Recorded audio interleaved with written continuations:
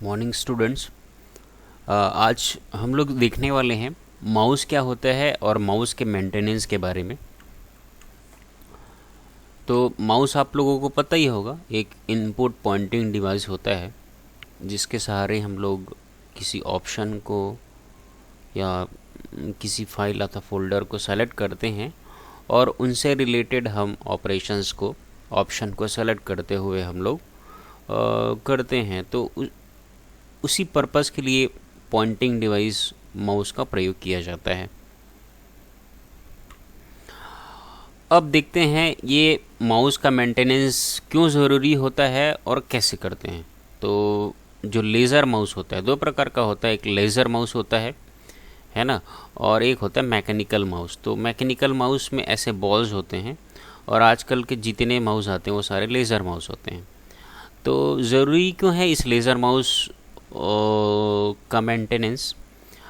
A dirty optical or laser mouse can cause the mouse cursor to be difficult to move or move erratically। तो जो mouse का जो pointer है ना, अगर हमारा लेज़र माउस जो है वो डर्टी रहा तो ऐसे सिचुएशन में क्या होता है, माउस का जो पॉइंटर है वो हमको यहाँ से वहाँ मूव करने में हमें ट्रबल होती है, कठिनाई होती है।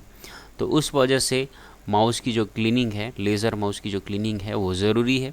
कैसे करेंगे भाई इसको cleaning? Use a can of compressed air that is design for use with electronic equipment spraying around the optical sensor on the bottom of the mouse.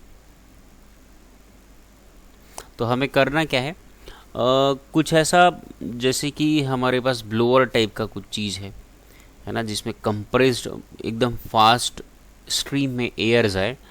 ऐसे कंप्रेस्ड एयर को हमें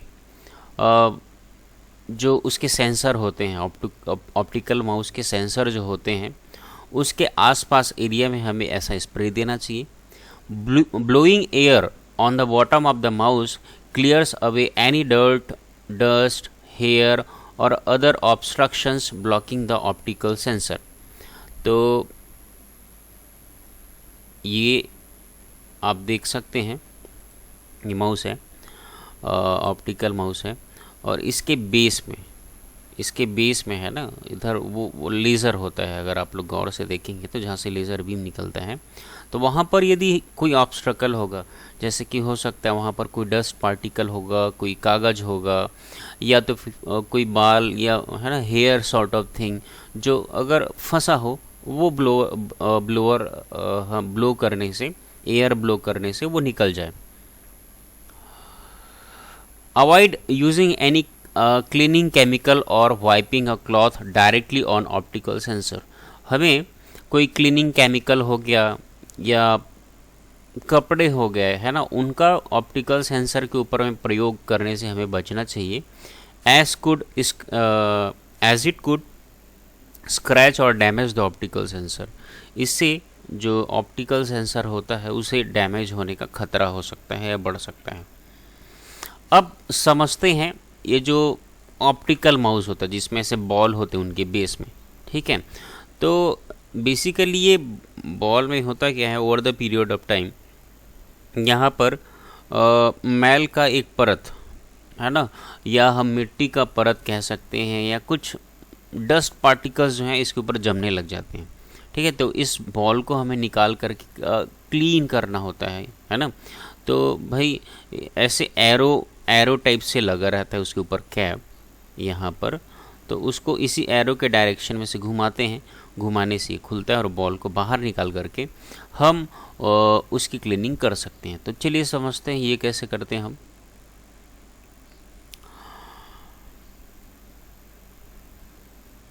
तो सेम है, वाई मतलब क्यों ज़रूरी है इसकी क्लीनिंग। तो भाई सेम है, अगर उस सेंसर के अराउंड अगर डस्ट पार्टिकल्स डिपॉजिट हो जाते हैं तो जो माउस का पॉइंटर होता है हम उसे मूव नहीं कर पाएंगे, उसे यूज़ नहीं कर पाएंगे। तो है ना, बड़ी तकलीफ़ होती है जब माउस का पॉइंटर प्रॉपरली स्पीडली वर्क नहीं करता है। तो तो चलिए देखते हैं इसे क्लीन कैसे करते हैं। To clean the rollers of an optical mechanical mouse you must first remove the bottom cover of the mouse. ये बॉटम कवर होता है, उसे हमें उसके सेंसर को क्लीन करने के लिए इसे निकालना पड़ता है। To do this examine the bottom of the mouse to see what direction to rotate the cover.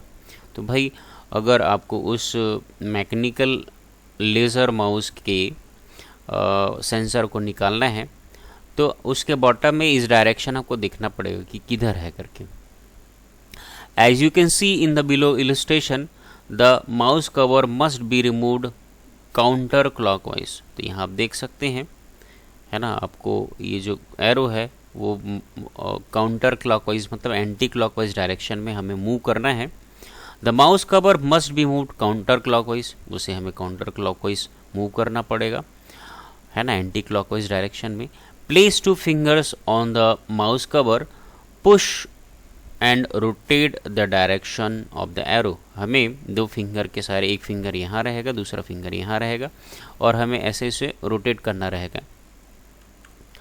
Once the cover has rotated about an inch, 1 inch के आसपास घुमाने के बाद rotate the mouse into its normal position, हमें mouse को normal position में रखना है। Covering the bottom of the mouse with 1 hand, है ना, हमें the bottom should then fall off including the mouse ball if the cover does not fall off, trying shaking the mouse gently. तो वो जो cover होता है उसे हम घुमा लेने के बाद में हम माउस को उल्टा पलट देंगे तो उससे ये बॉल जो है वो नीचे आ जाता है। Once the bottom cover and the ball is removed 3 rollers should be visible inside the mouse. Use a cotton swab finger or a finger nail to remove any substance on the roller. Usually there is a small line of hair and dirt in the middle of the roller. Remove as much of the substance as possible. Once you have removed as much dirt and hair as possible, set the ball back in the mouse and the place. कुछ नहीं है, cover को खोलना है, ball को निकालना है। अगर इनके स्लॉट में कहीं पर कोई पेपर हो या कोई बाल हो या कुछ ऐसा डर्ट पार्टिकल यदि डिपॉजिट हो गया है तो उसे हम क्लीन करें, है ना, हाथों से या तो और ये जो सेंसर होता है बॉल जैसा उसे कॉटन के कपड़े से उसे बिल्कुल अच्छे से क्लीन करें। तो ये तो था लेज़र माउस और मैकेनिकल माउस का मेंटेनेंस करना कैसे चाहिए हमें और ज़रूरी क्यों है ना। तो ये माउस पॉइंटर जो मूव कर रहा हूँ उसका मूवमेंट डिस्टर्ब होता है, तो इस रीज़न से माउस की क्लीनिंग अथवा मेंटेनेंस ज़रूरी है। So thank you very much.